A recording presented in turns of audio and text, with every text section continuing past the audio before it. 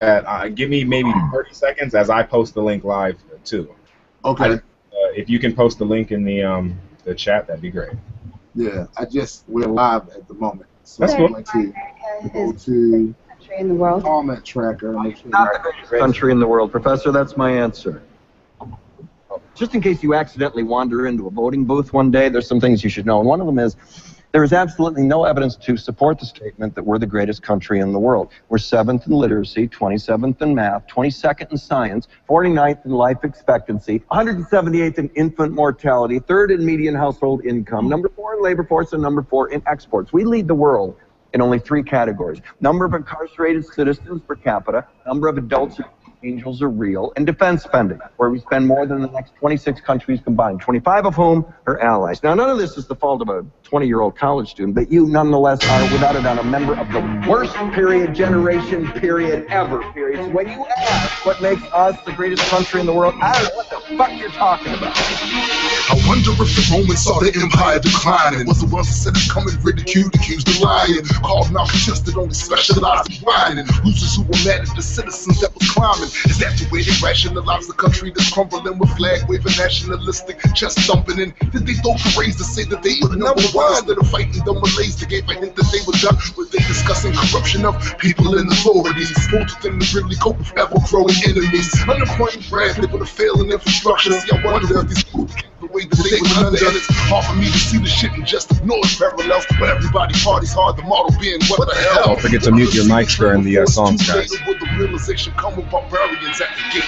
Don't command me, cause I'm the one to shell a fire. Now is the gasoline that keeps the flames higher. Knowing if you want to be a slave to your desire, but this is what it looks like at the devil flame higher. Don't command me, cause I'm the one to shell a fire. Now is the gasoline that keeps the flames higher. Knowing if you want to be a slave to your desire, but this is what it looks like at the devil flame higher. 100 million Americans are mostly seen as arrogant. The globe could be on fire and it is scarcely be aware of it. At least that's the impression the rest of the world is given. What was truly nauseating is I cannot argue with it. Too many caught up in their first world problems inside their first world bubble. Their comfort level blinds their minds to the trouble that their government will get into and do it in our names, cause nobody's held responsible, so they just took the reins. How can 90% of Americans want gun control, universal background checks, and they just say no? Like, fuck how you feel, cause we don't have to listen, but the NSA will monitor the emails you have written to see the crimes that you're admitting, like confessions you're submitting. In the process said as fuck of read the Constitution written. Oh, by the way, you're paying us to disregard your problems. It's ironic that the problems us to no one else to solve them. Don't command me, cause I'm the one to shell a fire. Now is the gasoline that keeps the flames higher. Knowing if you want to be a slave to your desire, but this is what it looks like at the devil flame higher. Don't command me, cause I'm the one to shell a fire. Now is the gasoline that keeps the flames higher. Knowing if you want to be a slave to your desire, but this is what it looks like at the devil flame higher. Nowadays, these conspiracies are easy to believe, because the collective consciousness perceives the government deceit. And no matter just how ridiculous a lot of them was seen, the population was spreading around with statuses and memes. There's a general disgust about things that they don't trust. When the media ain't leading some topics they won't touch. But our attention spans diverted, we got ADD. By those in power seek to redefine what liberty means. Yo, the people on the top can give a crap about the vibe, or the access, or the money, or the resources they got. And you part your lips to talk about one man, one vote. I'm laughing at you drinking champagne in their luxury boat. Cause every empire ever existed is falling to dust, and it's kind of ludicrous to think that the exception is us. But laugh me off, I watch us lost in the exact same road, and years from now this empire will be another story told. Don't command me, cause I'm the one to shell a fire. Now is the gasoline that keeps the flames higher. Knowing if you want to be a slave to your desire, but this is what it looks like at the devil. Don't command me, cause I'm the one to shell a fire. Now is the gasoline that keeps the flames higher. Knowing if you want to be a slave to your desire, but this is what it looks like at the devil flame higher. Don't command me, cause I'm the one to shell a fire. Now is the gasoline that keeps the flames higher. Knowing if you want to be a slave to your desire, but this is what it looks like at the devil flame higher.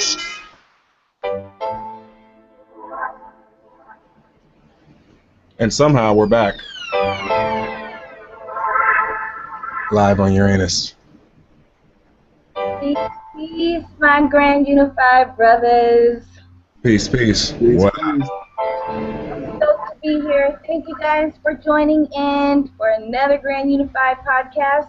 We're sorry we're running a little bit late. Okay, a lot late. Yeah. We're having some technical difficulties, and we were trying to sort it out because, as with everything we do, we want to make sure we bring you top quality. So that's my excuse. I hope you accept it. No worries, no worries. I'm pretty sure people are all just now filing in themselves. So. Well, Hey, I'm we were whacking it. Rissa Polaris.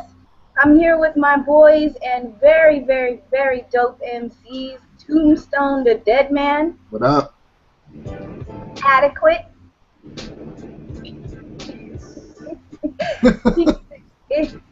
I promise you, he's hella dope, especially when he turns his mic on. Yeah. And of course, our most beloved Graydon Square. Only on TV. We've got some fun stuff to talk to you guys about tonight. It's been an interesting week in the news with all sorts of revelations. I personally, as you may already be aware, am stoked to talk about zombies.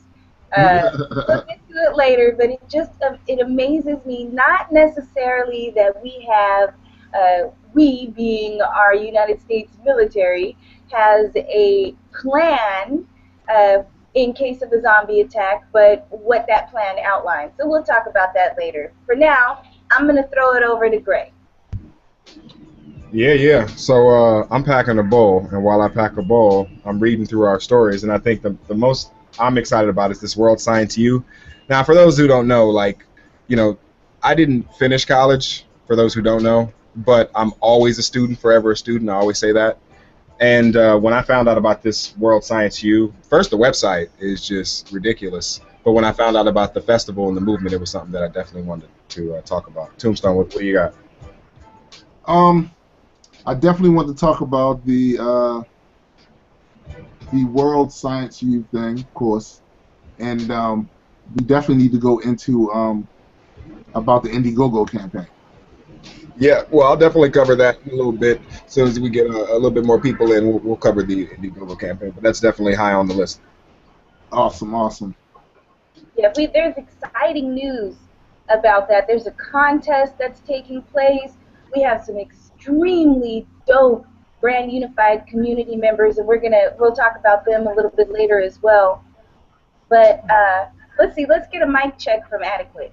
Yeah, are you all over there, Addy? Yo, can you guys hear me? Yo. Yeah, now we can. Now we got Hold on, my mic keeps muting and going off. Well, whatever you do, don't text me now. I was going to say, you do know if you type, it'll automatically mute you. Yeah, if you start typing. No, I didn't know that. Okay, I know now. Can you hear me? It will automatically mute you, yeah.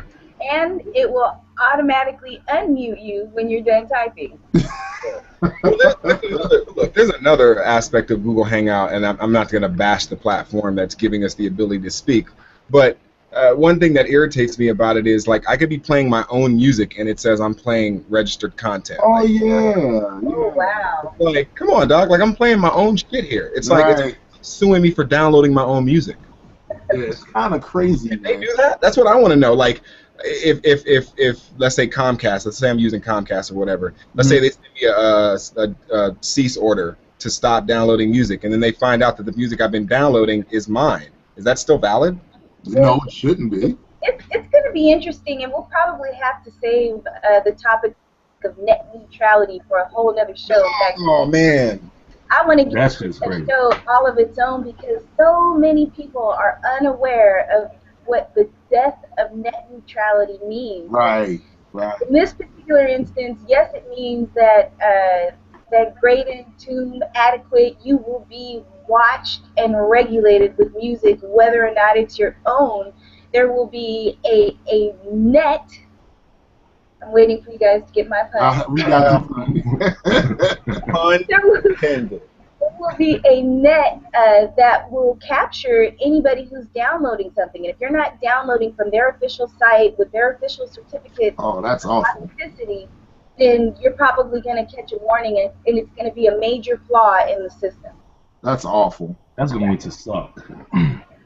Which is why, we'll get into this when we talk about net neutrality, but it's why I am starting to really believe in mesh networks and the dark net and all of that stuff. We're going to have to take it back. Yeah, you're right. Okay, so before we get started, I really just want to let everybody know who's watching us that not only can they watch us, but they can also join in the conversation by adding their comment in the comment section. You can make it a question or a point, and we'll be watching for those, and we'll shout them out as we proceed through the podcast. Awesome sauce. All right, so Adequate, for those of you that may not know, Adequate is a really super dope MC. I mean, as a hip-hop head, you know, there are several things that I like about him. First of all, his tone is really unique.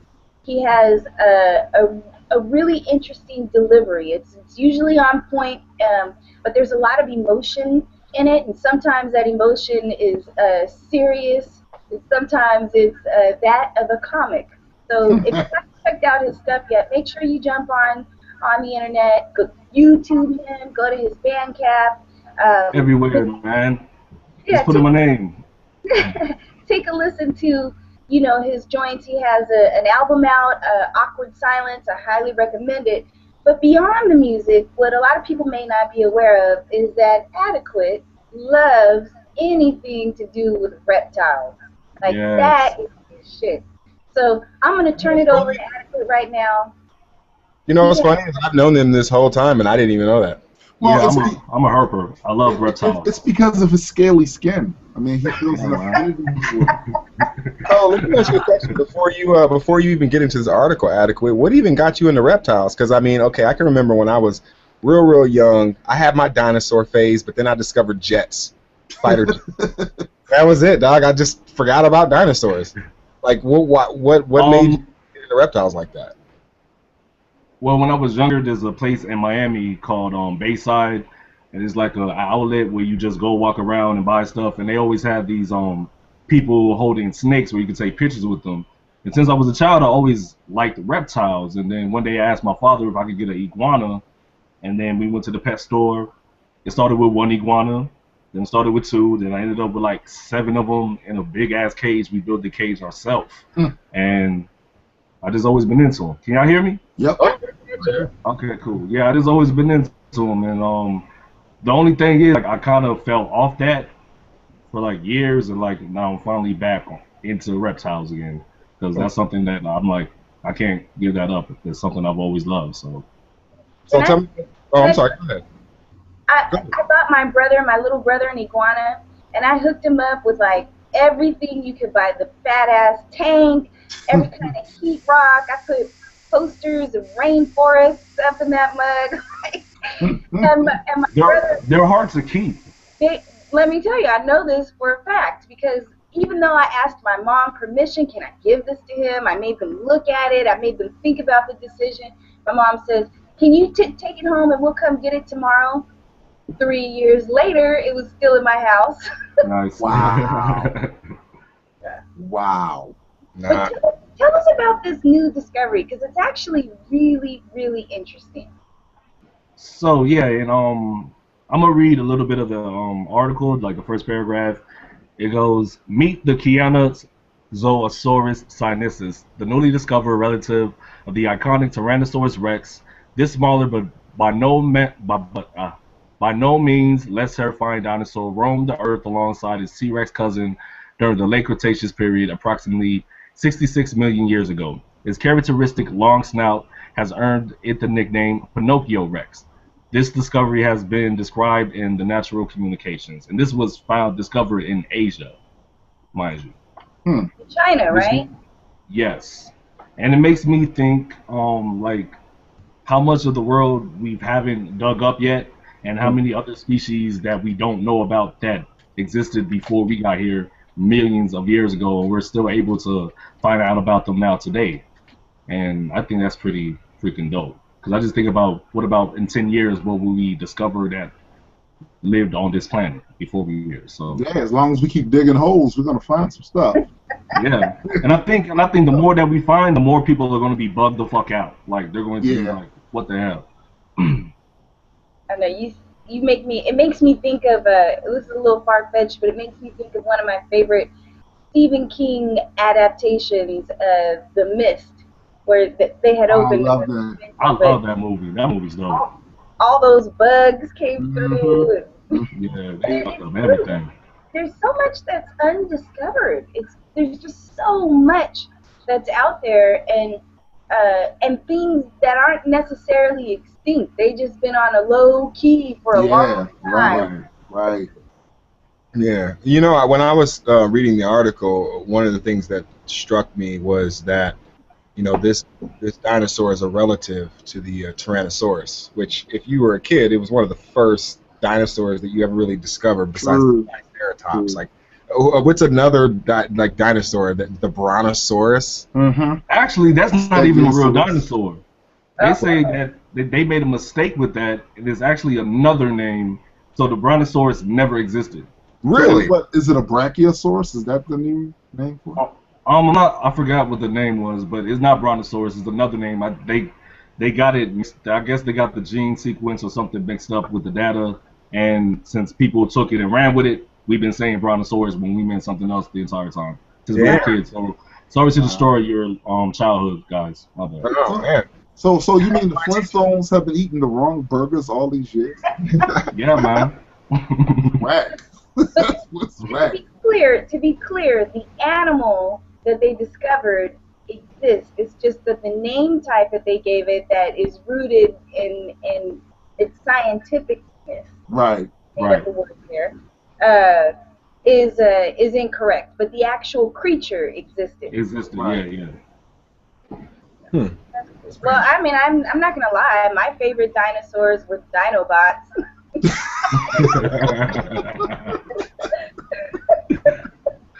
They was mine too. The Grimlockosaurus. He was my favorite. I've always liked the Velociraptors. I always liked those.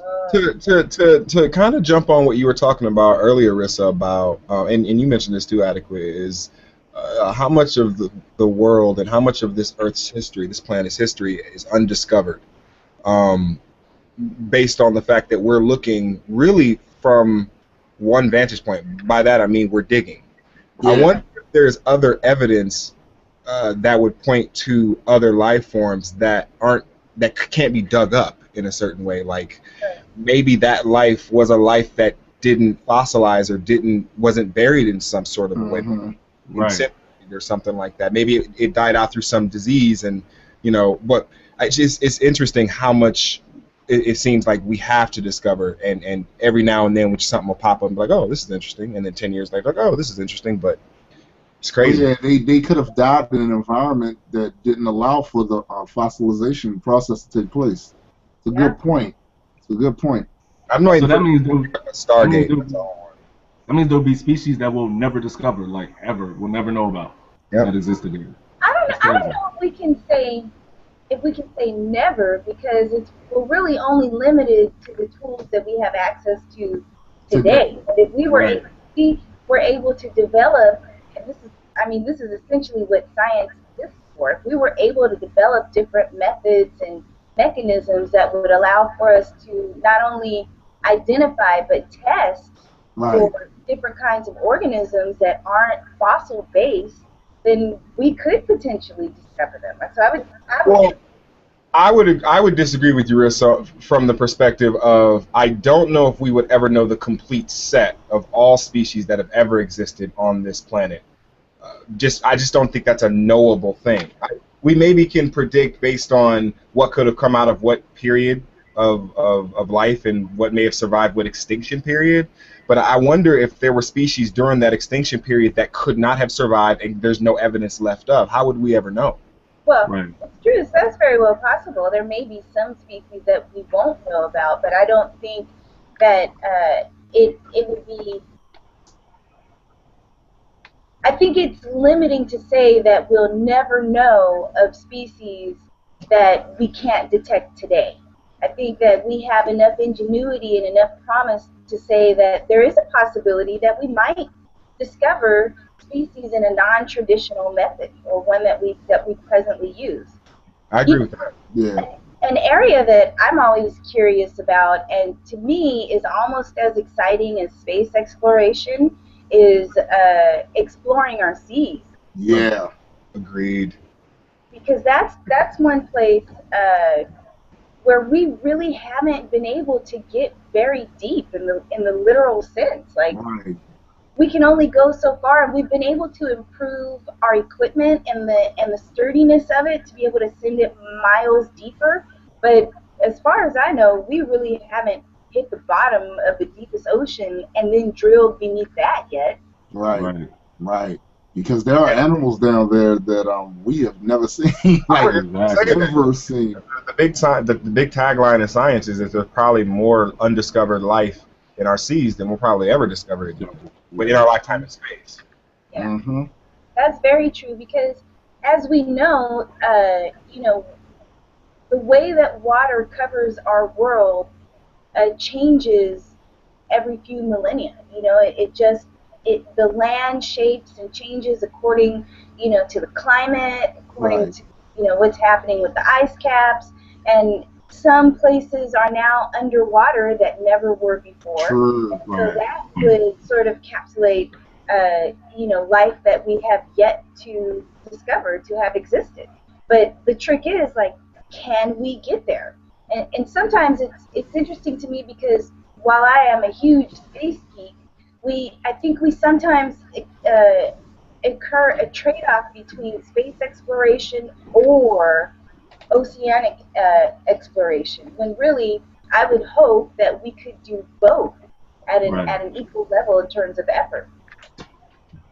Which is more cost effective? I mean, obviously space exploration is more expensive, right? Yeah, I would think. Well, I don't know. Because both types of exploration have tremendous levels of risk, not just to human life involved, but to the equipment. I mean, we're talking about, and actually, if somebody knows this, and please put it up in the comments, but I would be curious to know what the difference is between pressure in the deepest ocean waters and pressure in space. Right. I would think. Well, there's no. I mean, you're talking about in the vacuum of space. There's no real pressure at all, and Well, they're kind of polar opposites. But I think that the fuel cost that it takes to break orbit of this planet may cost more than it would cost for the proper pressure protection system in order to explore the depths that we haven't explored yet. Did that make any sense? that does. Yeah. That does. I'm not sure why. I mean, I guess maybe a good example of our limitations, our oceanic limitations, for me, is seen in the oil drilling. Like, we can't get that shit right. Right. Yeah. We gotta have to tap into that without breaking everything. BP. Right. But it is really interesting to see, a man push his own limits in terms of finding new ways to protect himself and go deeper and deeper. But then also the equipment that we use, it's very exciting. There's a website, and I cannot think of the name of it, but there is a website where they have sent down cameras into deep parts of the ocean.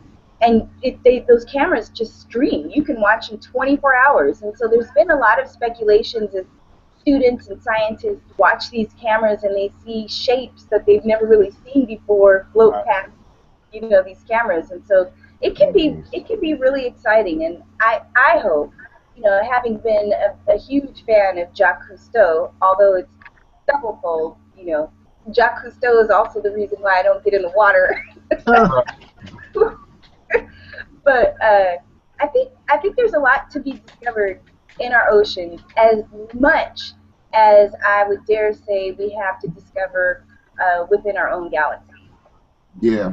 Yeah. I would say, in kind of closing, me personally, I would be more inclined to kind of, bet against the long odds and kind of go to space, just because I feel like there'd be more planet shaking if we found something in space as opposed to something here on the planet. Although, if we found something here on the planet that was kind of alien in nature, it'd be crazy too. Like if we found Godzilla, we went deep enough and found Godzilla, that would be.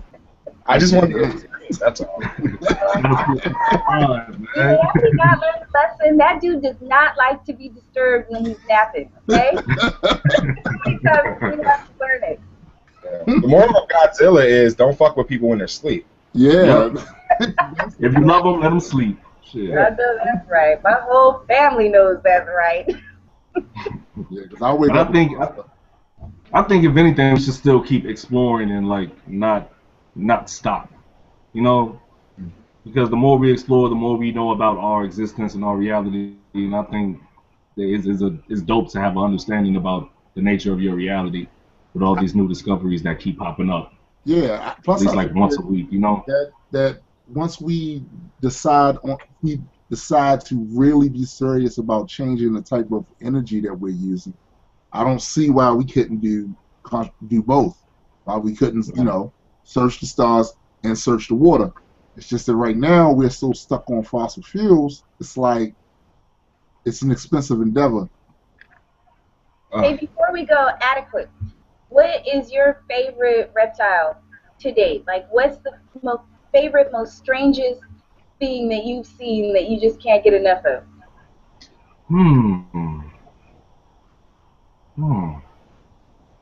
I would have to say a crested gecko. I like crested geckos. I mean, they're not too strange, but I just like how they look all around. Like they have the eye, like they look like they have eyebrows on their forehead, and they have like spikes and spines all over themselves.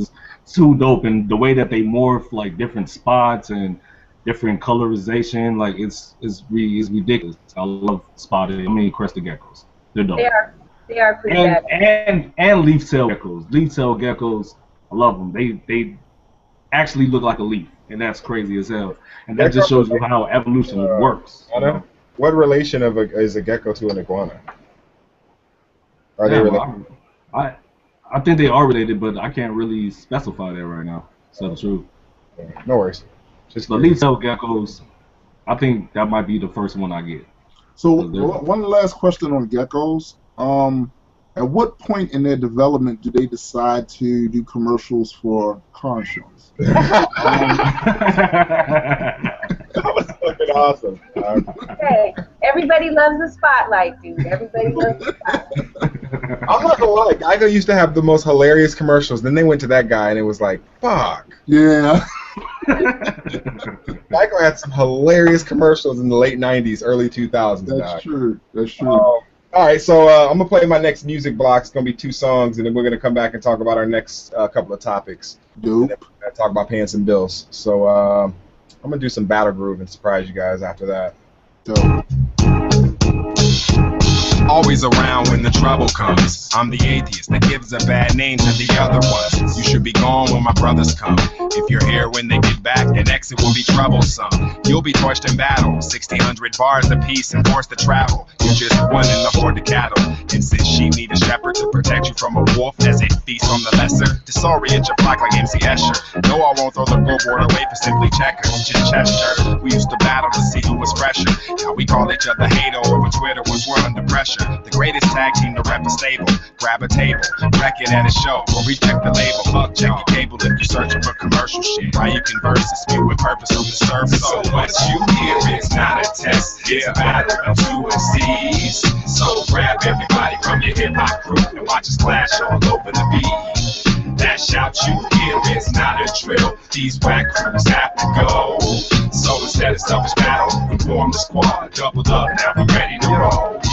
Yeah, everybody got swag, but we're looking for longevity. Hear a lot of talk, reckless and never brevity. Settling in petty beats through LED screens makes me think these fiends don't know what enemy needs. See, when I was growing up, if you battled, it was love. Yeah, the boss would spit with mouths, but then after dap it up.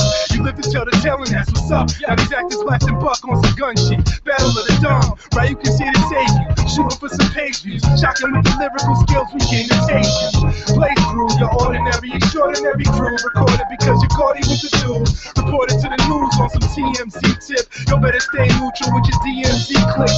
Focus on your weak shit while we dig deep with our eyes on the prize, knowing these MCs. So what you hear is not a test, it's a battle of 2 MCs. So grab everybody from your hip hop crew and watch us clash all over the beat. That shout you hear is not a drill. These whack crews have to go.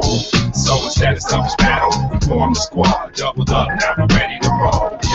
You'll find me with a music playing. With the newer cadence, fans like what I get, killing tracks. Cause he's Super Saiyan. On defense, we're shutting down your favorite play. Grancy Gas, bringing the impact in a major way. Barking on cats like we're major pain. Don't need a stack of bills to toss away for fame just to make it rain. Keep your chain. I'd rather create me a matryoshka brain. And as an MC, bring the yoga flame. Ryukin verses, you already know the name. That's why you're afraid to show your face at the poker game. Frozen domes like when Novocaine overcame the odds like a soldier, made our way through the golden flames. Tell a tale till we're old and gray. Define age, even with the walking cane, know our poems fame. And if it's poetry, at your ass, you'll notice me. Like we were addicts on the dopest street. So what you hear is not a test, it's a battle of two MCs. So grab everybody from your hip hop crew and watch us clash all over the beat. That shout you hear is not a drill, these whack crews have to go. So instead of selfish battle, we formed a squad, doubled up, now we ready to roll.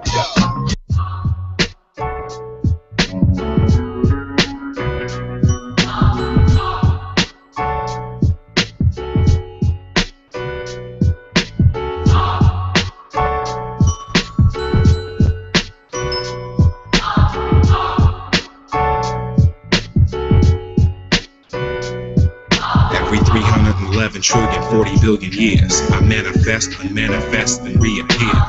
This time around, I'm 15 billion years old, from a place in the multiverse where reference points are zero. The only gods in this bitch are us. We are the species in the labs creating shit from dust. I can build a whole universe in C++, delete the source code in a repetitive series of cycles. You believe in virgin birth, why can't you believe I can hack in the internet of another universe's birth? Spit with reckless abandon, describe my span, the distance sandwich between stars and exoplanets. Be prepared when you step into the duel. Is life the rule of thumb or the exception to the rule? Seems like an awful waste of space if it's just us. We still believe pages when they were making this shit up. And so we're clear, your thoughts are private class functions in case the program and analogies haven't sunk in. I'll take it as far back as you can take it. Back when the space we currently occupy was ancient. Everything you ever knew of only happened on this one planet. Found out you evolved and you jumped to panic. Kick back, witness the birth of Homo sapiens offspring. Cyborgs destined to roam the stars like Starscream. If God can be self-caused, so can the universe. Y'all can't think anything for yourself. You need a ruler first. My lyrics behave like particles and waves. Every field theory united on one page. Dogmatic faith is dying or dead already. The last remaining are telling us to get our weapons ready. Because I doubt they going out without a fight. Them in the future is us in the dark without a light. You don't want me to tell you what battle's like. Life and death data relayed over globally positioned satellites. You don't know when it's going down, so you travel light. It's easy to send troops to die if you believe in afterlife. If I have to be rough, you'll see the flash at night. Half the time I have half a mind to try to stab the mic. Human beings, open source, running updates. You might be living the simulation to find the substrate.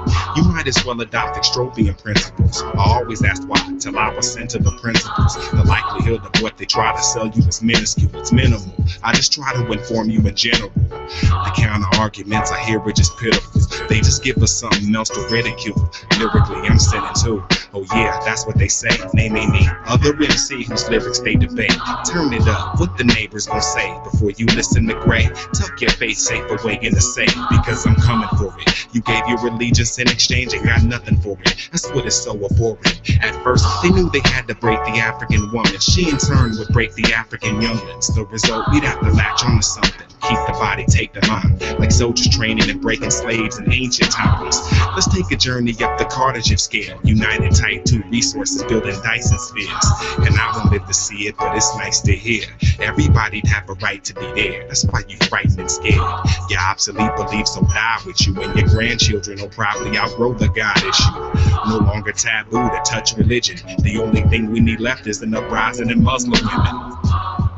Yeah.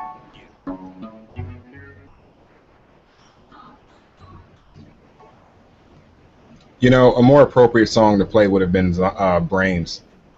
I don't know, that joint was dope. That beat was killing it. Like, Yeah. and then, you know, once I let myself move on from the beat, I'm listening to the lyrics, and it was pretty deep. It was pretty deep stuff. I appreciate that. I will say this. It makes me want to go back to producing again because I don't really produce these days like I used to. That's true. You don't do that as much as you used to. Yeah, well, I will say this. It's not that I don't want to. It's just that there's a piece of equipment I've been waiting on now for about 6 months that hasn't come out yet. So. What is that? Will you share? Oh man, I wish.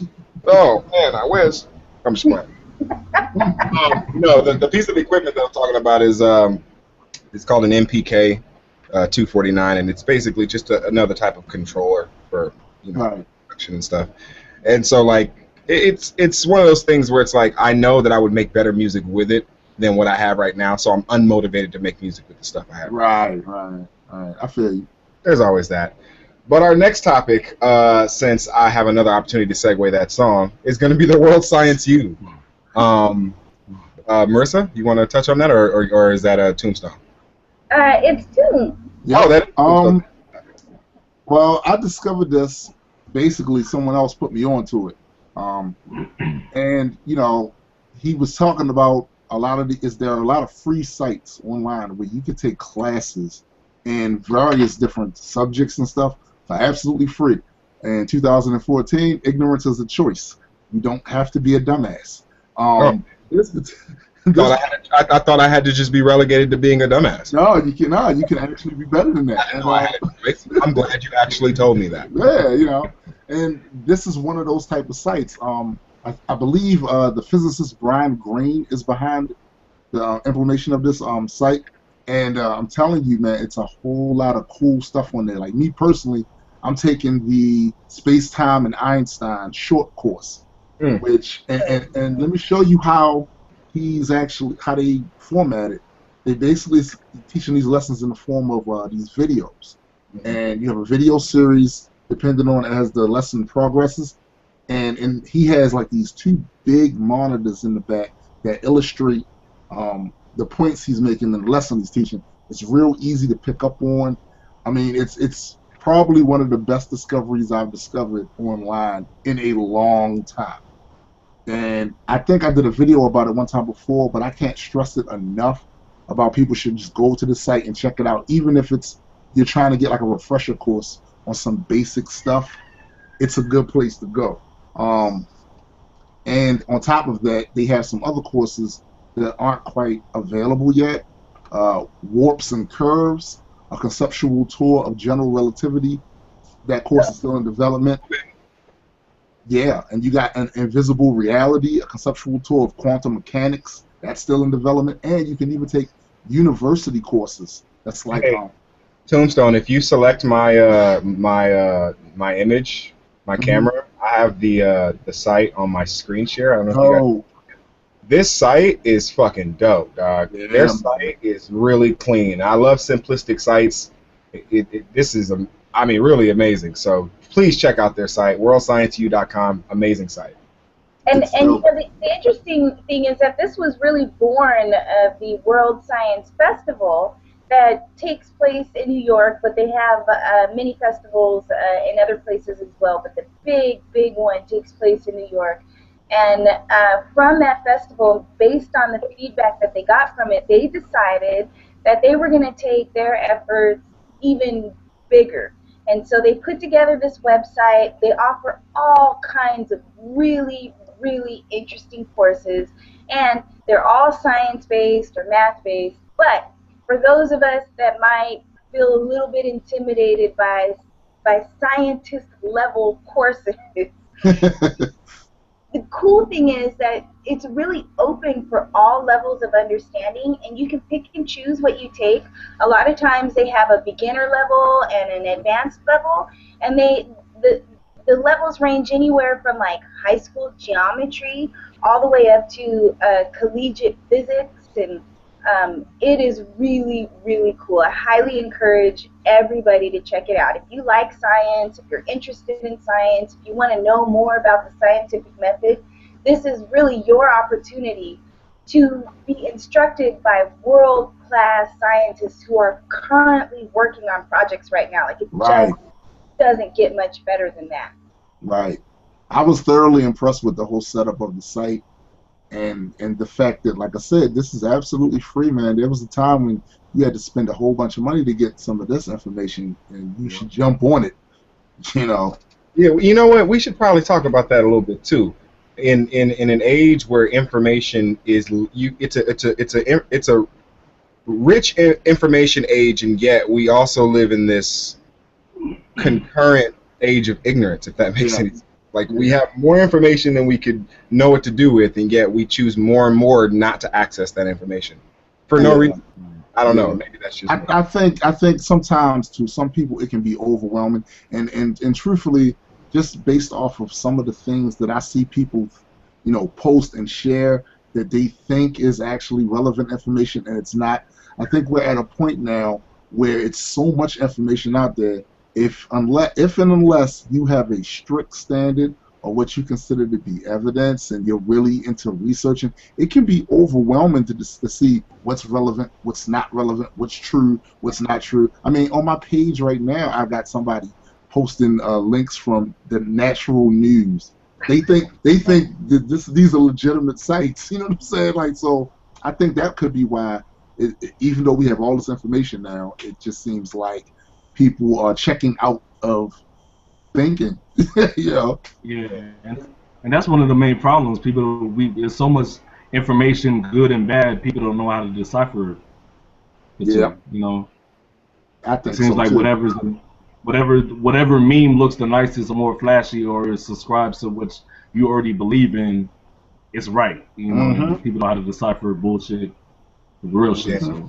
Well, and also oftentimes, I think it's 3 points. Oftentimes, that information is presented in a very strategic way to make it look authentic. Right. But the second part of that is that you also have trusted resources that are generally trusted by the public to be a news source. And news, in the traditional sense, is a reporting of facts as we know them, not the speculation. And that's why we have that distinction between a news story and an op-ed piece. That's why that exists, even though today they're kind of all in the same. But when you have reputable sources that have really built a level of trust, like the Huffington Post, commenting on things that are not really accurate, then people are going to get it twisted. But I also think that while I hold people in general accountable for sourcing facts and digging for information, I think, to be fair, we have to acknowledge that a lot of our technology is really geared up to be social entertainment. For example, all of us have smartphones, or at the very least flip phones with internet capability, and they come preloaded, not necessarily like with a Congress app or a National Geographic app or a scientific journal app, but Facebook, Twitter, Instagram. So when you're battling not only against misinformation, when you're battling against fancies in disguise as facts, and then you add to that the technology that gears toward entertainment, I think it's bound to trip a lot of people up. Yeah, true indeed. Well, I'll say this. I think that people should naturally go into information that they read with at least some mind to try to falsify what they read. Right. And if you know how to do that, it's harder for someone to deceive you with stories. Like, anytime I see anything that seems sensational or fantastic, I'm like, okay, let me falsify this. Let me try to find out if this is really what it is, because you can be swept away by the sensationalism. Yeah, especially if it's something that caters to your bias. So let's start from the beginning then. I think what needs to happen, there needs to be a focus on critical thinking and analyzation of claims. That if we could start there, that would help, because a lot of people go through their entire lives, and I have family and friends who believe every urban myth, that comes down the pike, and if enough people are repeating it, they'll start repeating it too, like this is just common knowledge, and it's really not. So they go through their whole lives not really knowing how to analyze claims. We got to get these youngins early and show them how to do that so that we don't have another generation of adults that believe that Santa Claus is real or whatever. Like, seriously. Like, here's a good example in my opinion. And we can change this actually because we're the consumers, and whatever we click on is what they're going to sell us more. Right. So a good example is the level of attention that Jay-Z's 100th Problem got, right? Yes. So like everybody everywhere was talking about how B's sister, you know, whooped on his ass in the elevator, right? Like, I'm not gonna lie. I saw it, I looked at it, I moved on. Like, there was really nothing to see there. Right. Beyond, I don't really care why or who or when. Right. So, but what doesn't get hardly any attention are these dope-ass teenagers. Like, Yes. we're talking sophomores in high school. Who there's a little girl, a little Canadian girl. Her name is Nicole something, who has just created a new HIV test. Hey, could you say her name again? I'm sorry, it was a little.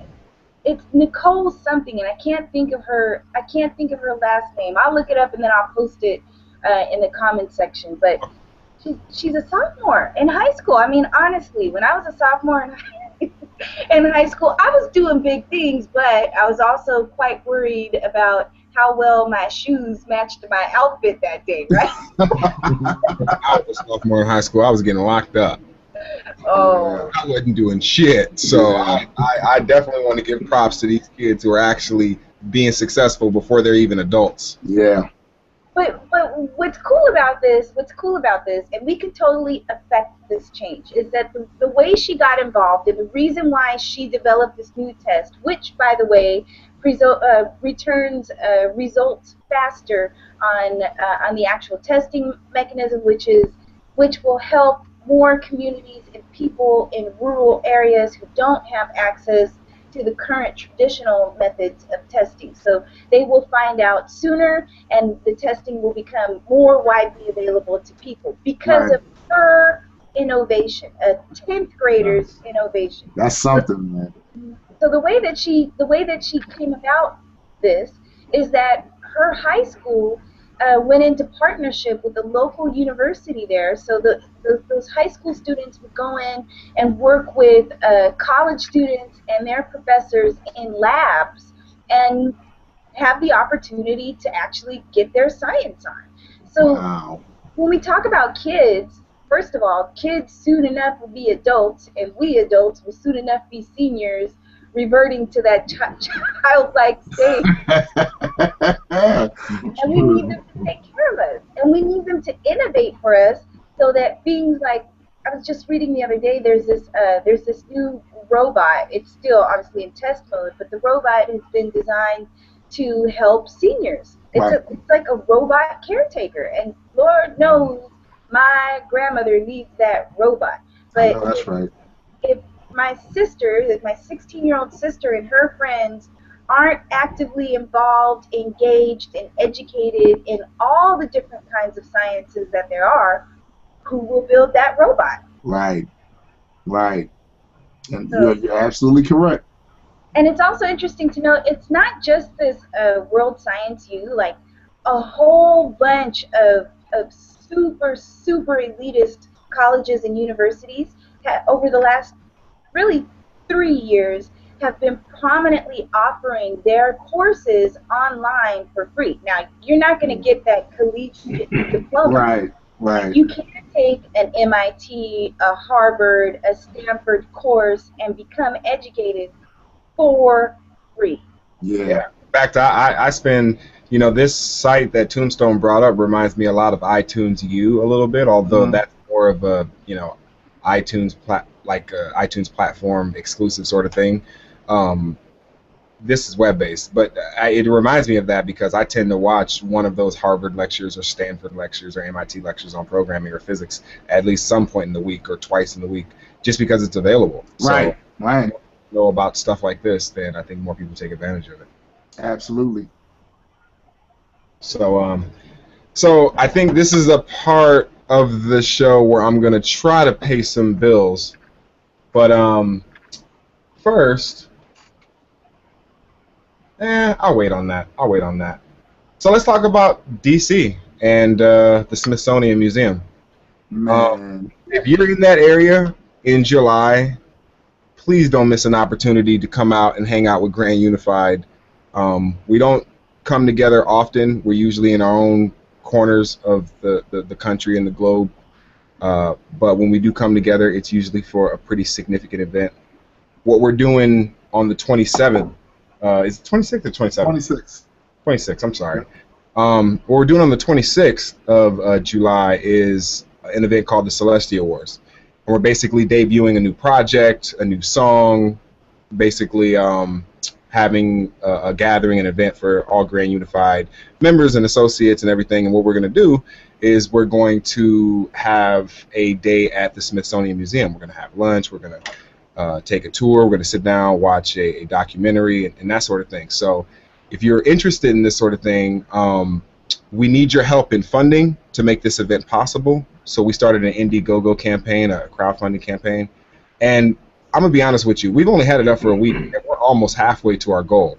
And so for the people who have contributed, it always brings a smile to my face because honestly, I never knew anybody would give money to anything I was ever a part of. So it's hilarious when I get a chance to see what people really think of us when they contribute the way that they do. So from me personally and everybody at Grand Unified, I thank everybody who's contributed so far. Having said that, we still need more help. We still need a little bit more of your help and contribution. So I don't know if you are looking at the links or whatever the case may be, but at the bottom of my name, there should be the Indiegogo campaign link. If you click on that, or not click on it, but if you copy that link and you go to that page, it'll give you all the information on how to pledge and how to get the perks and all type of stuff. So, Marissa, you can tell them about the contest. I'm going to hit my beer. I'm like, this dude over here keeping it real, man. Suddenly, I want to listen to some Ice Cube or something like that. In the hood.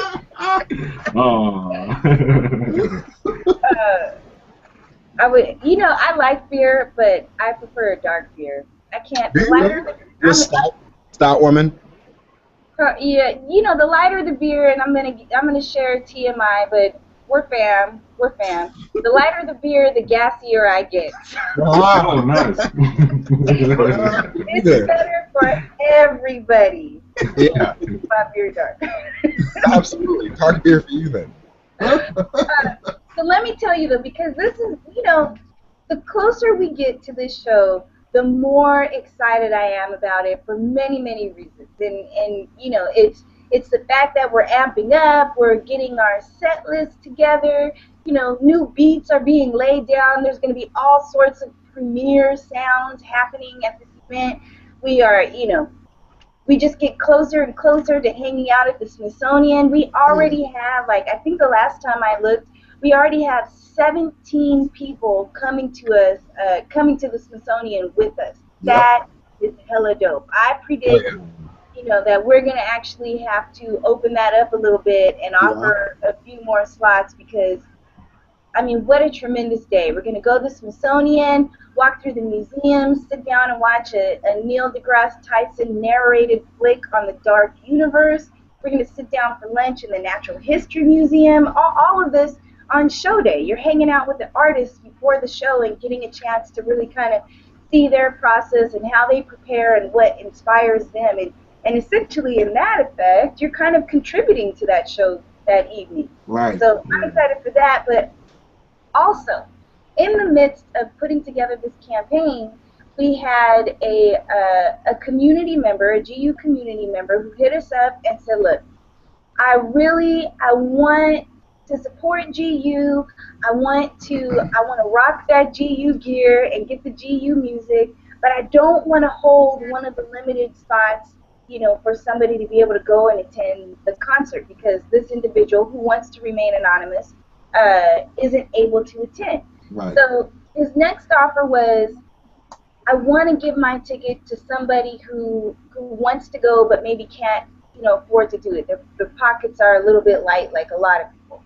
And we said, of course, we'll totally do that. We'll turn it into a contest. We'll ask people to tell us what their favorite GU artist song is, and then we'll pick a winner. And while we were discussing that, he leveled up his donation to the point where we were able to open it up to three tickets to go see the show. Wow. So because our fans and our supporters are so dope, there's a contest going on right now. When we reach the 2,000 funds raised milestone marker in our campaign, we will select 3 winners to come see us live. You'll get seated in the VIP section with the artists. All you have to do is go to our Facebook fan page and tell us who your favorite artist is, Grand Unified Artist is, what your favorite song is, and why you relate to it. Post it in the comments section, and that's it. That's all you got to do to get a chance to go to the show for free. So check that out on Facebook. But then the third thing that I'm really excited about is that we have some dope people who have gone above and beyond to contribute, and we want to shout them out tonight. Yes. So the first shout out goes to Shy Gar. He is dope. Thank you. Thank you. Shy Gar. That's a dope ass name. Sounds like a video game character. Yes, it does. I'm using Shy Gar. You can't use Shy Gar. You whooped my ass with him last time. God, he throws too many fireballs. Aaron Toft. We want to give Aaron major props for supporting us. Thanks, Aaron. Sorry, Aaron, your name is not as cool, and it's to you, but you're great. You contributed. Awesome. I don't know. It's pretty close to Laura Croft, Tomb Raider. Which see? And then I want to give a very special shout out to Necro Dave, who has been supporting continuously. Like, I see him. You think I don't see you, Dave, but I see you come in and make a contribution, and I see you come back a couple days later and make another contribution. Right. Nice. You are dope, sir. You are dope. And then also big ups to Noah Wiles, member of Sunday Assembly LA. Noah Wiles has been referring many people to the campaign. I think somewhere like around 10 people to our campaign. So thank you for sharing the news. Yeah. And then also big props to Chris Main, Jason and Amy Howell, self-proclaimed biggest GU fans. They're definitely in that category for sure. No question. Props to Vlad Belvich. Vlad. Kyle Ashton, dope dude. Vlad's a cool dude, by the way. And then also I want to shout out, and I'm going to try to say this right, Sanji Salvaraj. And not only is he a hip-hop head, but he's also an indie toy maker, and you can find him on Instagram at Brown Noise. Yes. That's my boy. That's my boy, yeah. But, you know, our fans are dope, but I have to say, I don't know, Greg, do you have that queued up at all? Were you able to get that? Oh, I do have that, actually. I did have it kind of queued, kind of not queued, but you know how I go. If you really love me, baby, like to say you do, why don't you tell me so? If you really do, I figured I'd have it ready for you. baby, like to say. If you don't recognize that, if you're not only a hip hop head but also a soul fiend like I am, you will know that that is the wonderful Barbara Mason. And I have to tell you guys, soccer moms ain't got nothing on GU moms, okay?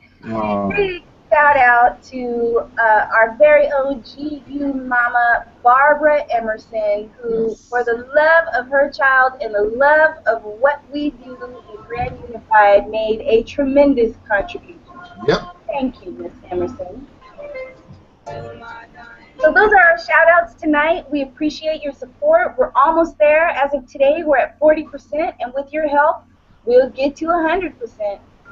Oh, we're going to make it. Oh, we're going to make it. I do. You believe in me. You believe in me. Make me break out the old sampler. You do. I got the MPC right here. You song. What a beautiful song. You know, the thing that I love about Barbara Mason, and I mean, if you know her catalog, she's definitely telling a story. That lady has loved and lost many times over, but you know, she finds a way to carry, you know, all of her sentiment in the tone of her voice. She's just pretty amazing talent. If you don't know Barbara Mason, go check out her catalog. She is dope. Absolutely. Hey, I'm gonna play some more music, but first, a little correction earlier. Marissa, you were talking about the young lady who made that discovery, and it'd be only right if Grand Unified mentions her by name. Somebody submitted that her name was Nicole Ticea, Ticea. I know I butchered that. I'm sorry. Yeah, I couldn't figure it out either. If it was Ticea or Ticea, I don't know. It's Canada, so sometimes it's French, sometimes it's British. You don't know. Right. Canada, thank you for producing a masterpiece. We appreciate it. Here. I'm going to play you some music, and we're going to come back and tackle our third topic, and let's do it. What am I going to do for you guys? Oh, let's do this.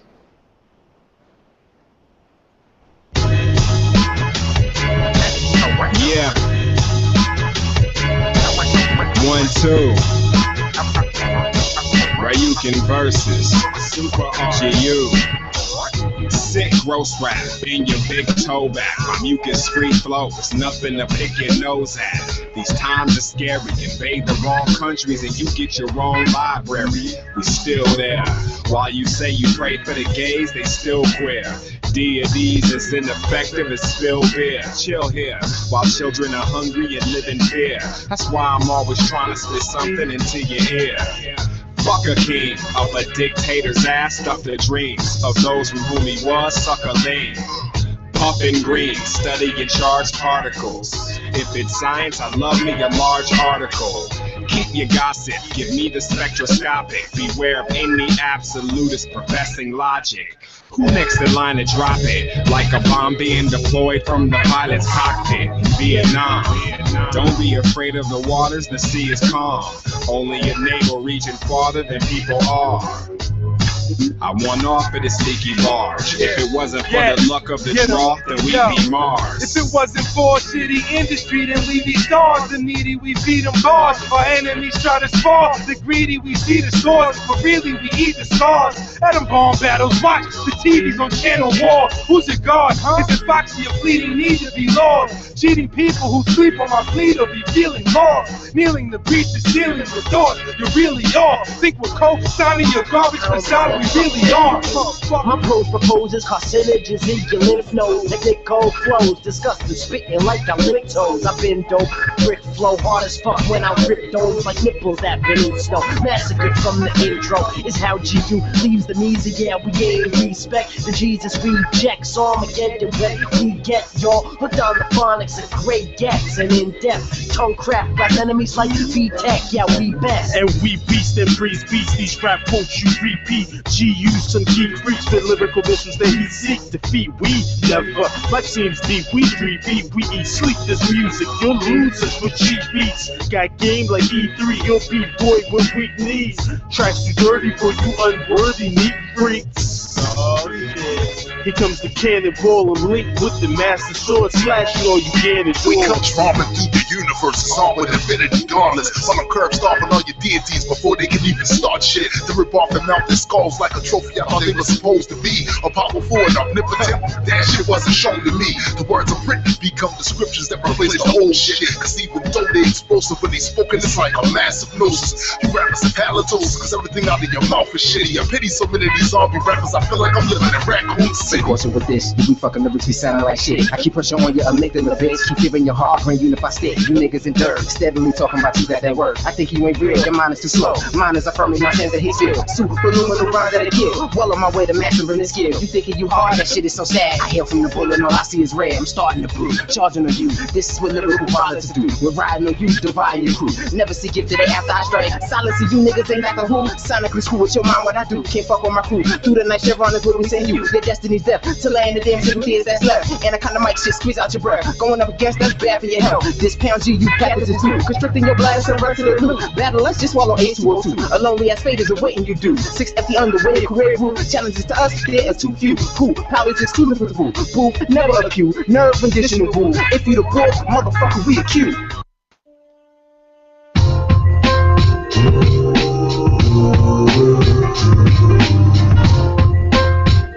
This some rough shit. I shouldn't even be playing, but it's got 3 verses, so I'm playing. Down to you. Yeah. 1, 2. Fly passes, I like grass on a flight craft, taking shots at your sky dad. You have the world on your iPad. In an age where you can still do time for a dime bag. Why ask? The only thing more dangerous than a question is its answer in my rasp. They had these fools conditioned. Take it from me, I grew up and went to school in the system. Basically, fake victory and stage defeat. That's how they get you. Hide false wins and hide the issues. I can break it down if they can't for naked sound, but they don't. So fuck it, let's just go and take the town. Yeah, maybe those who discovered truths got sick and tired of being the ones hanging from the noose or lit on fire. Fuck that. So they'll just keep it to themselves then. Guardians of knowledge while we think of them as selfish.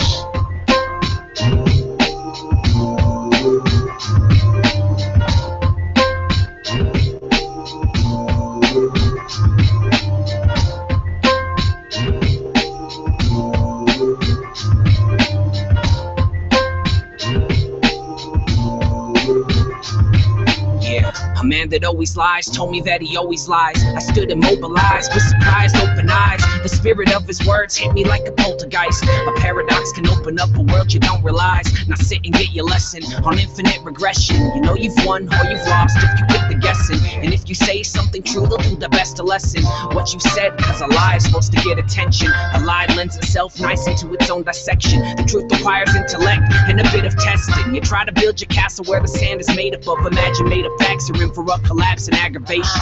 There's nothing wrong with imagination. It lights the fire of our innovation and creation. But if your foundation's made of that, you're making a mistake. And then he said congratulations on your graduation.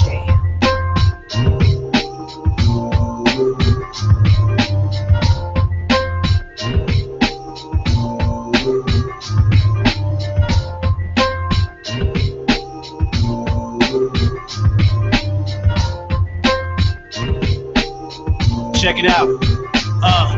I binge on information, it's straight from the norm. They'd rather spin psycho-pop culture, stay uninformed with eyes stuck to the TV. Sleep-deprived species, chemicals in your face. Drink this, eat these, it's troublesome when even the sheep are like not another one, just another someone who won't see where I'm coming from. So I take the time to try to master the kung fu. They're casual, they settle for what passes as functional, not concerned with what's factual, because real knowledge is taboo to those who want to put something past you. I stay under my headphones and study the things less known. They would rather question the methods in which they're best shown. Instrument of change, feel the vibrations.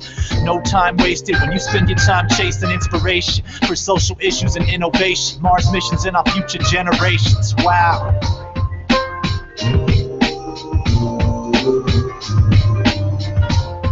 I saw that on the playlist and I was like, Dude, that is crazy dope. I don't know what project that's going to be on, but it's dope. I don't know what that's going to be on. That was something that kind of just manifested itself in the G universe. I had to play that. Who was on it? I recognized some of those voices. Yeah, Johnny Hoax and Sickness. Yeah. They murdered that. Yeah, they did that. Johnny Hoax said, "A man that always lies told me that he always lies. I stood immobilized with surprised opened eyes." Oh. That's one of the greatest openings I've ever heard in my life. Mm-hmm. That's so retarded. A man that always lies told me that he always lies. I stood immobilized with surprised opened eyes. God damn. That's crazy. That's a poet. Yeah, that's poetry. Not only that, but it's also a pretty good segue into our next topic. Oh, yeah. So, we're going to talk about zombies because why not? Why not talk about zombies? Well, I mean, I'm not as familiar with this particular article here, but I will just say as a representative of death. I don't like zombies. They go against the order. What's dead should stay dead. You know. Like, I'm glad you mentioned it because I'm gonna give you a few points from the article. But then what I want to do is I want to talk about the nonsense within the actual plan. But then I want to talk about the reality of zombieism, which we sort of, kind of talked about last time, and it's probably going to get talked about again because I heart zombies. But so the story goes that the United States military really, actually, factually does have a plan in place in case of a zombie apocalypse. Now, you know, when you first hear that, you're like, come on, guys, put the Resident Evil down. Put it down for a little bit. It makes it, you know, they've since been, you know, since it's gotten a little bit of press, they've been trying to pass it off as, well, it was a creative plan for training purposes. But they really meant it. Yeah, they did. In there. And in the article, they outline the different possibilities of a zombie apocalypse. The plan is actually, it's called CONOP 8888. And what that stands for, let me get the exact wording because it's hilarious. No, I lost it. Dang. You looking for the article? No, I'll get back to it. I was trying to give you guys the actual name because that's kind of like the nickname for Counter Zombie Dominance, and it's from April of 2011. So you know, I mean, I may have to go back a little bit, but me thinks that somebody's been watching The Walking Dead a little bit too much. But so the outline is, and there's actually a disclaimer in the actual file that says this plan was not actually designed as a joke. This plan was not actually designed as a joke. Wow. And so they outlined several things like training tools. They also went through like this fictional training scenario, and then they talk about like the different possibilities of zombieism, and it's really under the zombie threat summary, and they highlight different zombie adversaries. So one of them are what they have dubbed as CZs, chicken zombies. Okay? Oh, nice. Okay. And chicken zombies do occur, although I would argue that with a little bit more research and factual basis, they're probably not actual zombies. All right. What happens is, you know, farmers try to euthanize them with gas, and then they bury them, and then the chicken's like, fuck that, and they claw their way out. They claw their way out, and then they, you know, the farmer's all like, what the fuck? I thought I killed you. Zombie chicken zombie. So our military has outlined that. And then they also talk about, and this is where I think the nonsense starts. They talk about EMZs. And if you don't know what that is, an EMZ, as defined by our authorized government officials, that we pay taxes to. Our tax dollars hard at work, people. Is evil magic zombies. So yes, our U.S. military is planning to protect us against evil magic zombies. Nice. Which is hysterical to me because while many of us love zombie lore, and by many of us I mean me, there are actual cases in nature of zombieism. Yes. And what it really boils down to is usually a parasitic type organism taking over a host body to really, in essence, enact or, you know, kind of show that they really are the fittest survivor in nature. And they do one of two things. They either use their host as a way to reproduce directly within that host, and they use that host's body as sort of like a domicile, or They're super fucking zombie crafty, and they use that host's body to attract the host's natural predators, which are the perfect carriers for their genetics. So that, for example, if a bird picks up a cockroach, the parasite then goes into the bird drops the poo in all sorts of different locations. The poo is eaten by other cockroaches and even roly-polies or potato bugs, whatever you call them, for whatever reason you're in. And so it's really about reproductive sort of rights. And to me, it's a perfect example. Zombies in nature are really a perfect example of survival of the fittest. Well, I'll tell you what, if they have a survival plan, the United States government, as a person who's been given an underwater basket weaving task, I can honestly say that this was probably someone giving a job to someone like, all right, you want to be an asshole? How about you write me a defense procedure for zombies? Like, sounds like discipline. Like, it doesn't even, just reeks of like, oh, you want to be an asshole? How about you write me a defense strategy for how to protect against zombies, since you want to open your mouth in the meeting this morning? Like, that's what it sounds like. And I mean, don't get me wrong, I'm sure it's a real thing that someone didn't want to get their pay docked for or have to, do something crazy. But as a person in the military, this reeks of that, man. I don't know. But what do you guys think? All I can say is that military planners assigned to the U.S. Strategic Command in Omaha, Nebraska, starting in 2009, oh yeah, they were good, are responsible for this. Okay, wait a minute. Can we highlight Invincible's comment of chicken zombies? Poultrygeist. Oh, wait a minute. That's great. Poultrygeist. That is, wow. That is 5 levels great right there. Oh, that's good. You sir win the internet.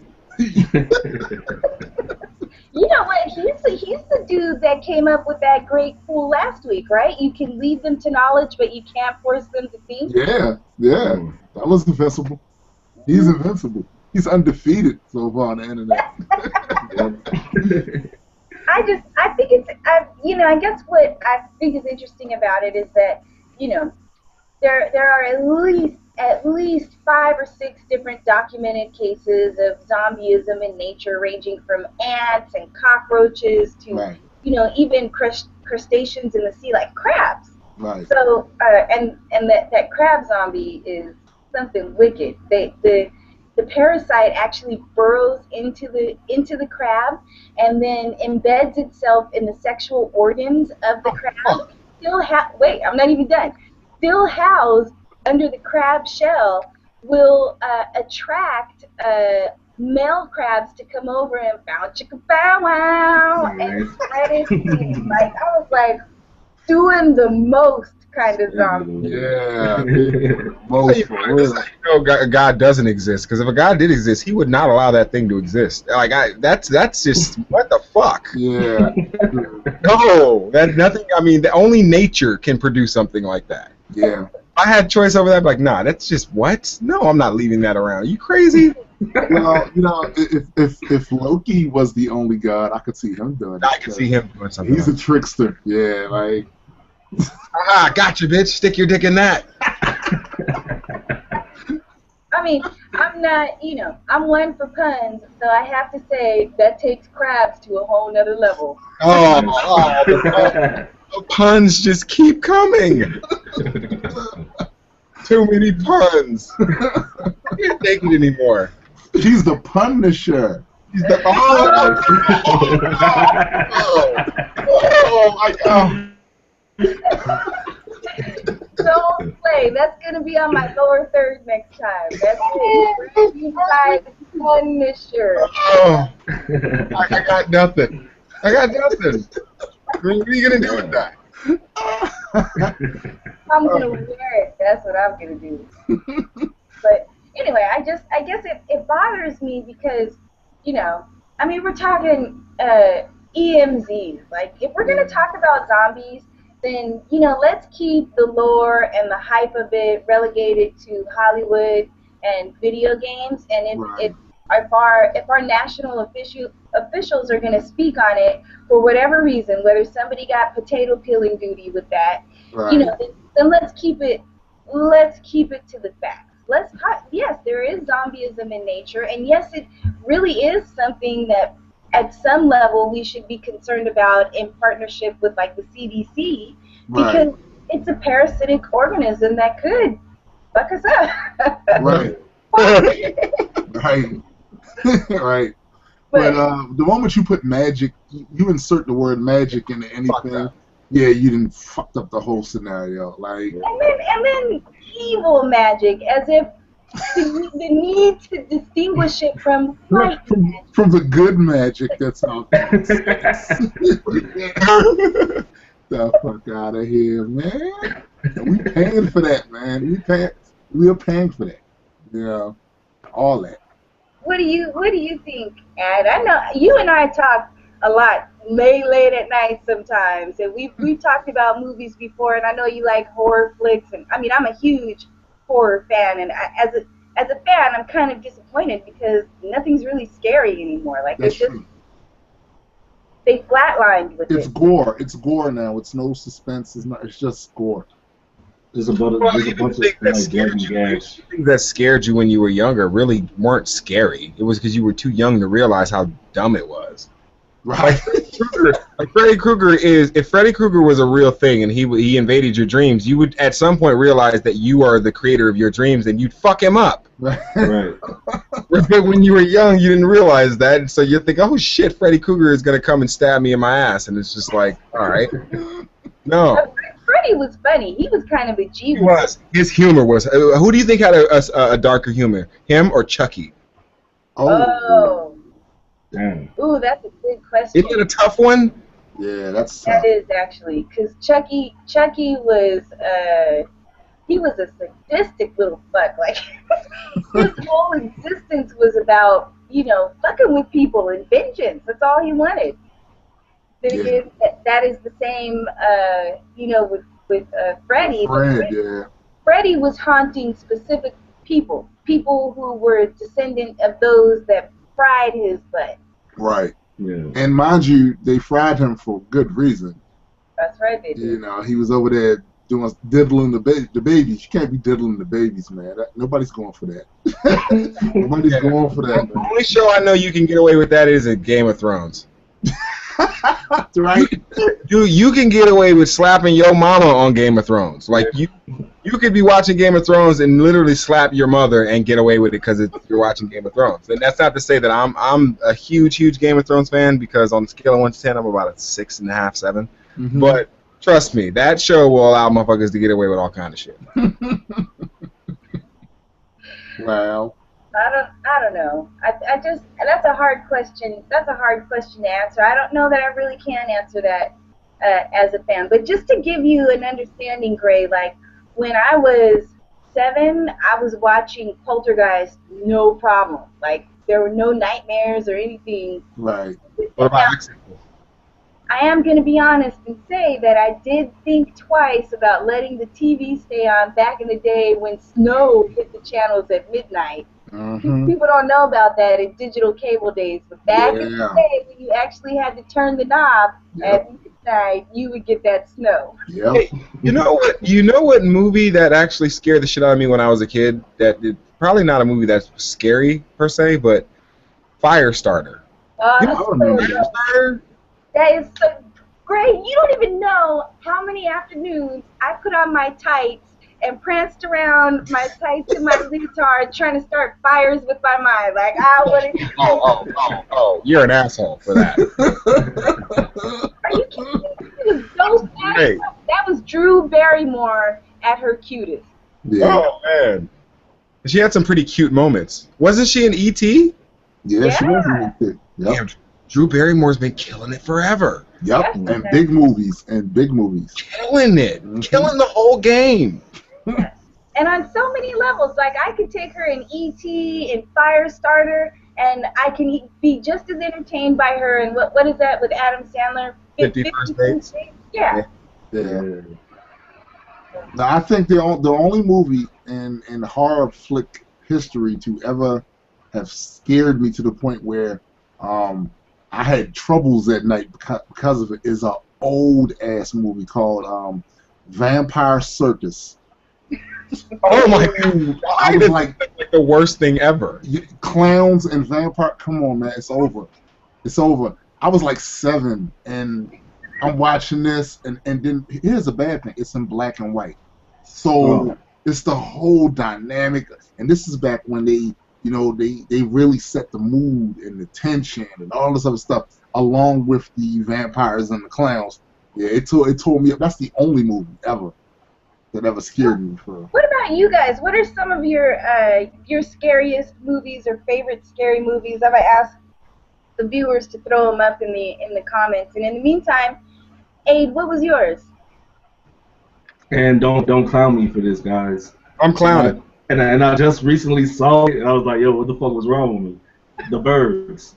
Oh, The Birds. That movie bugged me out. Like, I was I've scared as never fuck. seen Birds. I hear it's pretty freaky, but I haven't seen it. It's pretty freaky. That shit bugged me out. Like, they poking eyeballs out and shit, starting fires. Like, I was like, Hold up. You know what used to fuck me up when I was younger? The ending to a lot of the Outer Limit episodes. Yeah, I'd be watching that shit, and then like the alien would come down and be like, "You killed 2 of our kids, so we're gonna rape your whole planet." It's like, wow, fuck. I hate when that happens. Okay, so I got you with that. The one that used to get me that I would really prefer just to keep the sound down while the opening started was Tales from the Dark Side. Like that intro was so creepy to me as a little kid that. It's creepy. It's definitely creepy. But you know what, Abe? The Birds is actually pretty scary, and if you don't already know this, ravens are fairly unique and known for their intelligence, but the cool thing about them is that they have the ability to recognize human faces, okay? Yep. So if you're one of those kids who is fucking with birds, you know, the ones that like to make all the pigeons fly and all that stuff, and you think they're helpless little birds gonna fly away, you do that to a raven, and he will look at you in the face and mark you as an asshole and remember you. But not only that, he will go and tell all his other little raven friends that dude is an asshole, and they will remember you. And what do they call a clan of ravens? Like a murder or something? A murder. A murder. Those are birds. Hold on. Wait. Oh, okay. That's even though they call him a murderer. Yeah. A bunch of crows are called a murder. So you know what's up. Yes. And you know not to come through their hood bopping too hard. You're on the wrong side of town, you're going to get it. I can understand the head crow. I can understand the head crow coming into like the crow meeting and just being like, "We're gonna be known as murder from here on out." Oh, you guys with me? You guys heard of this shit? They're the original Murder Inc. Yes, it's murder. It's murder. Yeah, man. You know a movie jacked me up, and I remember I was so little. I have no idea why my parents took me to the theater to watch some of these flicks, but they did.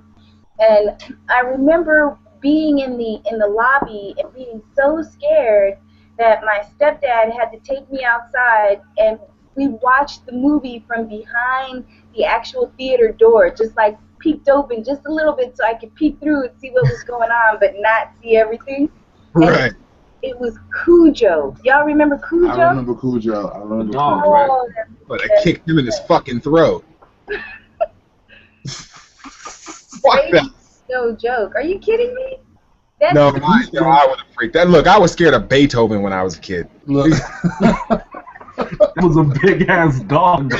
I was freaked out from Beethoven. All right, so I can't talk shit at all. Man, Cujo, when the rabies had completely taken him over, he was a hideous sight. All kinds of foam and stuff. It was hideous. Scary. And I just remember that scene where the mom's in the car and she's got her little son with her, and they're gonna get out and ask for help because the car breaks down, and Cujo comes woof, onto the car, and she's got her car door open. She's trying to like fuss with her kid's seatbelt so she can get him out, and at the same time trying to roll up the passenger side window so the dog doesn't bite his head off. And I just remember being like, I can't watch this. Hey, now that you bring that up, as we're nearing the end of our show, I propose that we start a tradition at the end of the show to give props to something or someone on the internet that doesn't know about us at all. And I would say that this week, that cat that saved that kid from that. Oh yes. Deserved this week fucking recognition, because I saw that video and he came out like he was ready to give his life for that kid. I've never seen a cat act like that, and that was pretty dope. I mean, I don't know. That dog was backing down too. Yo, he should be recruited into the Avengers, yo. Like, he's a hero. like seriously. Like, but I will say this. I wonder how much of an anomaly that is, because I have 4 cats in this house. And let me tell you right now, none of their punk asses would have done any of that. It's because you talk about them like that, man. Why would they? No, let me tell you, that cat is real, very, very real, and cats are bold as funk. Yeah. I have 2 cats and an 85-pound German Shepherd. One of my cats is a 7-pound teeny little something. And that cat will attack the dog if she feels like the dog is encroaching on even just an inch of her space. Casey has no fear. No, I mean, the dog will eat her. Like, eventually the dog will be like, that was cute, it's snack time. Right. Yeah, I'm sure it's like the guy from the neighborhood. It's like, yo, I got a homie in prison. Like, the cat's like, yo, I got a homie and it's a leopard. So if you want to fuck with me, the dog's like, yeah, well, we'll wait till the leopard gets here. I'm gonna eat. Right now you're gonna get eaten. Oh, you know what, Troy Peterson, peace, Troy. Troy, what up? He brought up a good movie, and this is still one of my most favorite flicks of all times, The Thing. Yeah, that was a good movie. That was a good movie. I think I was more creeped out by Howard the Duck, but I understand where you're coming from. Howard the Duck. I understand what age you're going for. Howard the Duck. I've had nightmares over Howard. Like, seriously. Fuck Howard the Duck, yo. Dude, Howard. Of a goddamn freaky thing. What the fuck was that all about? Don't even feel bad about it, because I've seen him get his ass whipped in comic books numerous times. He's not that tough. He deserves it though. He deserves that shit for creeping me out. Legit. All right. Well, if you guys have anything else that you guys got going on, now's your time to shout it out. I'm gonna end the segment with some more music. So, Adequate, what you got? I'm just working on another project, but I'm not gonna leak it too much. But look out for it. It's coming soon. Dope. Tombstone? Oh, well, you know, there is so many things I could say. Yeah. But people will find out about that soon enough, and let me just say that when you do, you're going to enjoy it immensely. All right. Yeah, I already know. Yeah. Oh yeah, I think I know what he's talking about, and yes, you will enjoy it. Rissa? I'm just, thank you guys for hanging with us tonight. We're going to do it again next week. If there's something that comes to light, or a new discovery, an interesting news topic, put it up on our fan page, and we'll take it into consideration for our next podcast. And in the meantime, a huge thanks, a tremendous thanks to all of the folks that have supported us with the campaign. We absolutely couldn't do it without you, and we are super, super stoked with every day that we get closer to July 26th, and chilling with you, kicking it with you, and rocking out with you in Maryland. And when we say that, like, people don't know, like, unless you've been to a GU event, like, you know, I can bring up a person who actually knows this, like PJ Neely or like Oakland or somebody like that. Like, when you kick it with us, you kick it with us. Like, there's no barrier between. You know, I've met quote unquote industry artists and shit, and there's always seems to be a barrier between them and the people who not with us make them. It's not like that with us. Like, we're nerds like you guys are nerds. So when you come hang out with us, you're just kicking with other nerds that just happen to be kind of famous rappers. So, hey, but you know what? You know what was dope about the Seattle show? When everybody went outside to the bar, we all took shots together. It was like about 50 heads in the bar. We all took shots together. That was crazy. Awesome. That was crazy. Yes, that was awesome, bro. We were at this Seattle show, and I stopped in the middle of the show. I was like, you know what? I'm buying everybody a shot. Fuck it. Yeah. We took over the whole Thanks bar. for that shot too. I never got to thank for that. That hit it. Real nice, you know what? We created an experience, and that's why I tell people, if you ever get a chance to come to these GU events, you're not just going to like a concert. Like, I strip that idea from your head. That's not what you're seeing. That's not what you're going to be a part of. Like, when you come kick it with us, there's a good possibility that you're going to leave as a friend or possibly more. So, you know, it's like one of those things where, you know, don't miss your opportunity to be around us when we actually coagulate in the same area, you know. Mm-hmm. Is there going to be another? Is there going to be a chessboard again? We played chess at the end of the last show. I don't do a show without playing chess in the middle of it. That's the only way I can focus on my rhymes. Nice. So with that, I want to thank everybody for showing up, hanging out with us, and jumping in the comment section. For Adequate, Rissa Polaris, Tombstone the Dead Man, my name is Grade Square, representing for Grand Unified Theory, the creative collective that basically uses their creativity to educate and inform. So on that note, shit, peace. Peace. Pound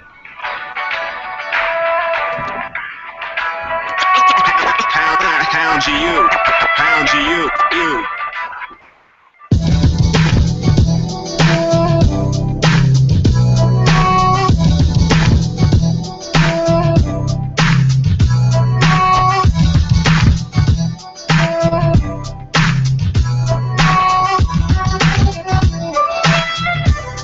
1, 2. My lyrics describe the physics of the next time, yo. The collisions are even measured in electron volts. See, you trying to convince me to find some Jehovah. Me? I'm trying to find the same God as Spinoza. Most of the universe, hydrogen and helium. Galaxies in the billions, traces of beryllium. Inhospitable to most life that we experience. That's why we use loose terms, eternity and infinite. But really everything experienced is finite. I got the jaws of light ready to fire in your mind like. Started tiny large numbers, a couple trillion. Another zero you can stack at the end. Each one represents another factor of 10. Growing. Fractal squares of mathematics begin. Have to explain in dimensions below the one that you're in and show it. This is grossness, fecal matter overdosage, soakage. Every MC is a poet, but not every rapper MCs, and you know it. I believe in miracles when I see a mainstream rapper perform a lyrical without looking pitiful. I spit it uber stupid, with less viscosity than superfluid. Zero friction between me and the music. People say the words you use are too long for us. Scientists say the words I use aren't long enough. Pound GU after party. You already know what it is. It's Grand Unified. We make music to educate and inform. Pound GU. Great explain. Welcome to the G Universe. Mighty IDs. Peace to all the MCs that's using their brain. We flow the same way like longitudinal waves. My quantum state dead and alive at the same time. Rhyme on the bass line violates space-time and causality. Here's something baffling. There's a galaxy for every star in our galaxy. I bet you didn't catch it. For the really big books, I'll go under the mattress. We put the gods of yesterday in their respective place. You're no closer to eternity than you were yesterday. You just get fly, I've been known to levitate. My crew is like individual quarters, we don't separate. Knock on my door to debate. You'll leave with 3 CDs, that'll probably end up changing your fate. It's great. No, your God didn't send you to come here and save them. That was your church. They need some more people to pay them. With help, love gets lost in the message. I send you back to church with more questions than you left within a second. At my steps talking about salvation. I need saving like you need Carl Sagan. While you have no idea that you're facing the only rap played inside the space station. Amazing. Exploration or faith. Beware of the ritual. I'm of the senior staff. Your red shirt expendable. You would take me away with your women position. Listen, but you won't, so you'll get it. Right before the scroll up the credits. Down the rabbit hole, off the quantum phone, we get it. Let me hear you say, Grand Unified. Grand Unified. Grand Unified. Grand Unified. Grand Unified. Grand Unified. Oh yeah. I'm talking about it. Let me hear you say, hip hop lives. Hip hop lives. Hip hop lives. Hip hop lives. Hip hop lives. Hip hop lives. Hip hop lives. Super nasty.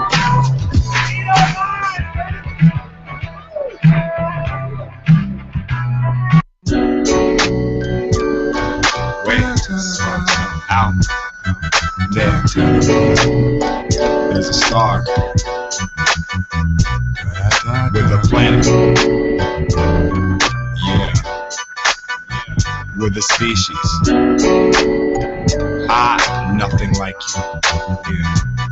Here goes 1 verse, 2 verse, 3 verse, 4, 5 verse, 6 verse, 7 verse more, 8 verse for the people who hate verse. Stay hurt. We made it work, now taste dirt. 1 verse, 2 verse, 3 verse, 4, 5 verse, 6 verse, 7 verse more. We embed information into the verse, a universe, omniverse, infiniverse. Today's hip hop celebrates the copycat. Every clone with the chain and a sloppy rap. I came to shit like Bukkake scat. You wanna knock me back? I'm throwing fists like a hockey scrap. Get your best verse together and just spit it. You ain't number one, you just covered the 10th digit. We're infinite while their approach is limited. We could leave a lasting imprint if you're interested. Whether GU or gibberish in Hebrew. If we think you have knowledge, then we come in to see you. Long style, gone wild. I got marijuana that makes politicians wanna work across aisles. Soul kid, I'm a star child. So sick, I could barf vowels.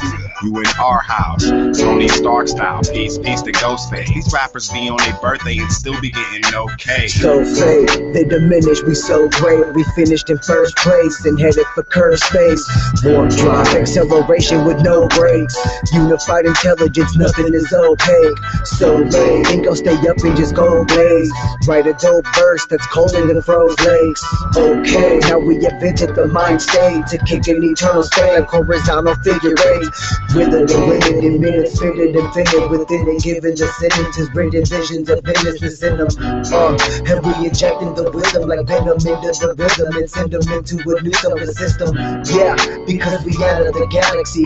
This is why it's happening rapids in my anatomy. Naturally, I'd be glad to be put into the position to put any smaller numbers below me like coefficients. Goes 1 verse, 2 verse, 3 verse, 4, 5 verse, 6 verse, 7 verse more, 8 verse for the people who hate verse. Stay hurt. We made it work, now taste dirt. 1 verse, 2 verse, 3 verse, 4, 5 verse, 6 verse, 7 verse more.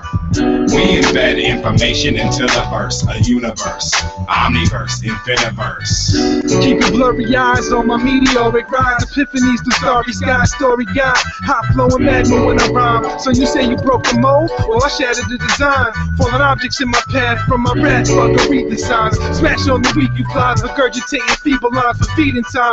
Keep the lies by feeding wise parables to demonize animals who eat on crime, cannibals who need a life, cannibals.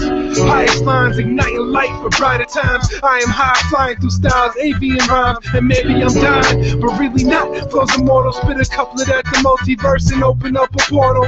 Flow inside the center where I enter is the door to the Alpha and Omega where I caught you, then I fork you. Playing chess with Orion, with your poor you making poor moves, waiting for your holy father's call. He never called See you. all these scriptures and glyphs relating fiction to kids, created friction being placed on my corporate bids. My brain gets polluted as the arguments amid, but forbid what I'm asking, I'm no longer in the bid. It's a kid that is rapping, but a man in the midst, waiting for the perfect time to spit around from my lips. My hips below knees, it drips when I squeeze, taking shits on MCs with the greatest of ease. An artist tries his hardest to demonstrate his smarts, while the martyrs of the art world emulate our hearts. The smartest move in this and are farthest from the start, while the list breeds carnage quickly rising up the chart. You think you honor me? I don't like your honesty, and honestly, I don't even care if you're on Obama's team. And fuck society, I don't want them eyeing me. I'd rather sit back, spit, rip, and smoke a lot of weed. 1 verse, 2 verse, 3 verse, 4, 5 verse, 6 verse, 7 verse more, 8 verse for the people who hate verse. Stay hurt. We made it work, now taste dirt. 1 verse, 2 verse, 3 verse, 4, 5 verse, 6 verse, 7 verse more. We embed information into the verse, a universe, Omniverse, Infiniverse. When I emerge, flame disperse with a magnetic burst. But first I'll touch down and create shockwaves as I tremble the earth. Then quench my thirst for focus, with focused destruction of these whack styles. Foretold to bring the end to whack times like I've prophesied. But I despise most your propensity for overstating, faking your significance like just something that I should be hating. Maybe you were ill once, but now we got a vaccine. Develop research to patent pen, then I will lab for my team. Circle the earth twice while you're barely leaving the start block. Suggest you stop bluffing like you're making moves, but no you're not. Cause this is our time and the future's that now arrives. So we're winning this game while your ass is riding the pine. You'll find some other place to be, anywhere but in front of me. Cause these days they say death rock's a bald head and a gold tee. I've closely observed all your absurdity. None of it's impressive. In fact, it's quite absurd to me. Yeah, man, I don't write a verse. I compose a multiverse. Enlighten you like a supernova that's close to Earth. The light burns, I know it hurts. You know what's worse? Living in darkness like black holes that go to church. I'm a crack baby, sick to death. Dope since birth, I'm so sick. My verse could choke a nurse. And yet I'm underground, way below the dirt. Below these rappers that don't deserve the dough they earn. Yeah, I said it, they earned it, but they don't deserve it. I'm probably wrong about that. Screw it, go and burn it. Buy yourself a $100,000 shirt, it fit you perfect, no doubt. I know it's worth it. Pull your platinum wallet out your golden person. Own a person, sex slaves are always working. They compare me to someone, I used to not prefer it. Screw it, I'm Marshall Mathers, the godless version. 1 verse, 2 verse, 3 verse, 4, 5 verse, 6 verse, 7 verse, more, 8 verse. For the people who hate verse, stay hurt. We made it work, now taste dirt. 1 verse, 2 verse, 3 verse, 4, 5 verse, 6 verse, 7 verse, more. We embed information into the verse, a universe, omniverse, infiniverse.